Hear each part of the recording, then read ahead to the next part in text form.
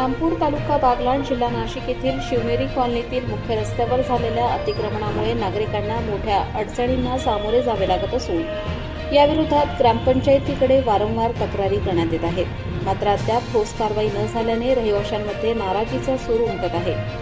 शिवनेरी कॉलनीतील रहिवासी ॲडव्होकेट रेखा महेंद्र शिंदे यांनी ग्रामपंचायतीकडे दिलेल्या लेखी अर्जात नमूद केले आहे की संबंधित कॉलनीला ग्रामपंचायतकडून अधिकृत लेआउट मंजूर करण्यात आलेला आहे। त्यानुसार 9 मीटर व 6 मीटर रुंदीचे रस्ते निश्चित करण्यात आले आहेत। तसेच कॉलनीमधील प्लॉटधारकांनी नियमानुसार जागा विकत घेऊन बांधकाम केले आहे। मात्र काही रहिवाशांनी नियम धाब्यावर बसवून कॉलनीतील रस्त्यावर अतिक्रमण करत अनधिकृत बांधकाम केले आहे। या अतिक्रमणामुळे रस्त्याची रुंदी कमी झाली असून वाहनांची ये-जा करणे कठीण झाले आहे।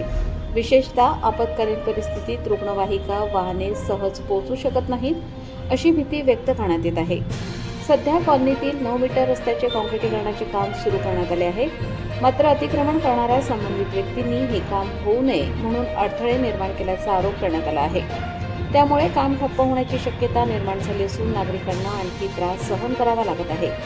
या प्रकरणी संबंधित व्यक्तींना अनेक वेळा समजावण्याचा प्रयत्न करण्यात आला, मात्र त्यांनी कोणत्याही प्रकारची सहकार्य न दर्शवता आपले अतिक्रमण कायम ठेवले आहे। त्यामुळे नागरिकांनी प्रशासनाकडे तातडीने हस्तक्षेप करण्याची मागणी केली आहे।